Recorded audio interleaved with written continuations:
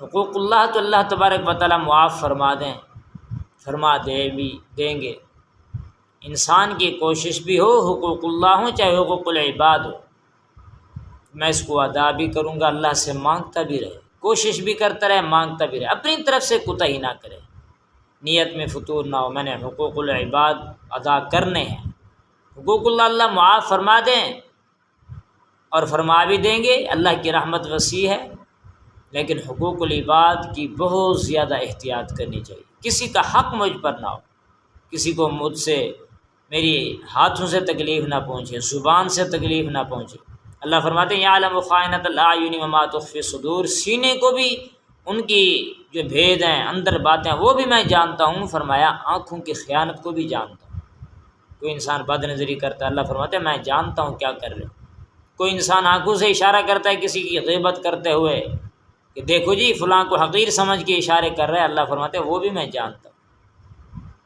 اس لیے انسان سوچ سمجھ کے زندگی گزارے، بالخصوص حقوق العباد کسی پہ نہ ہو، کسی کا ایک پیسہ بھی کیوں نہ ہو وہ بھی ادا کرنے کی کوشش کرے۔ ایک بزرگ تھے، کئی میل کا سفر کر کے، شہروں کا سفر کر کے گئے اور 3 درہم کسی کے واپس کرنے تھے، پڑھائی چھوڑ دی، بچے چھٹی پہ گئے ہوئے ہیں۔ جب واپس آئے تشریف لائے، بچوں کو بلایا، بچوں نے پوچھا استاد جی کیا بات تھی، اتنے دنوں کا آپ نے تو کبھی چھٹی بھی نہیں کی، بتایا بھی نہیں، اور آپ کہاں تشریف لے گئے تھے؟ باادب ہو کر کے پوچھا تو استاد نے فرمایا کہ بیٹا 3 درہم فلاں شخص کے میرے اوپر تھے، اور سفر دور کا تھا، اتنی سواری بھی اس وقت میسر نہیں ہوتی تھی، فرمایا میں اس کو ادا کرنے کے لیے گیا تھا۔ شاگرد نے کہا استاد جی بس رہنے دیتے تھے تو 3 ہی درہم، فرمایا نہیں، 1 درہم واپس، 1 پیسہ واپس کرنا 6 لاکھ نفلی پڑھنے سے بھی بڑھ کے، 1 درہم کا 1 پیسے کا پوچھا جائے گا جس کا ہم نے دینا ہوگا۔ اس لیے کوشش کرے انسان حق ادا کرتا رہے۔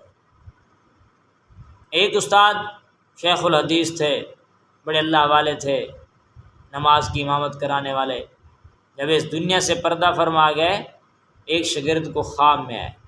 جب خواب میں کیا دیکھتے ہیں کہ محشر کا میدان ایک قسم کا سجا ہوا ہے، لگا ہوا ہے، اور دھوپ ہے، سخت قسم کی، کڑک قسم کی دھوپ ہے۔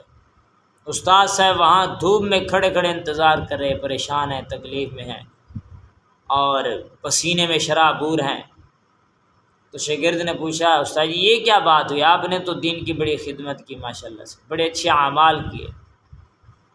فرمانے لگے ایک مرتبہ ایسا ہوا، ہمارے پڑوس کے اندر سے میں نے سوئی منگوا لی، کپڑوں کو پیوند لگانے تھے، بس میں بھول گیا، اور وہ سوئی ہمارے گھر کے اندر رہ گئی، فلاں الماری کے اندر رہ گئی، وہاں سلف میں پڑی ہے، اب میرا یہی کام کر دو کہ جا کر کے فلاں جگہ پڑی ہے، اٹھا کر کے دے دو ہمارے پڑوس کے اندر۔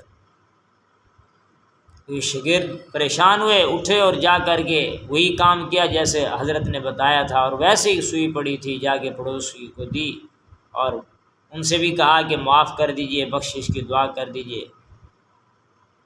تو پھر جب خواب میں آئے تو پھر سکون کے اندر تھے، پھر جنت میں مزے کر رہے تھے۔ میرے بھائیو، حقوق العباد جتنا ہو سکے انسان ادائیگی کی کوشش کرے۔ انسان کی نیت ہو کہ میرے اوپر قرضہ نہ ہو، قرضے کے سوا باقی جو اللہ گناہ معاف، شہید کے بھی معاف فرما دیتے ہیں۔ اللہ اسلام عمل کی توفیق نصیب فرمائے۔ وآخر دعوانا الحمدللہ۔